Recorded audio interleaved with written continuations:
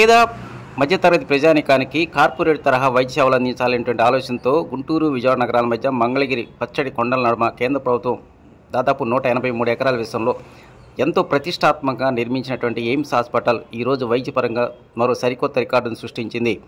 1,00,000 కాదు, 2 లక్షలు కాదు, అక్షరాల 30 లక్షల మంది ఓపీడీ ద్వారా వైద్య సేవలు అందుకున్నట్టు అధికారులు తెలియజేశారు. ఇది సరికొత్త రికార్డు అంటున్నారు.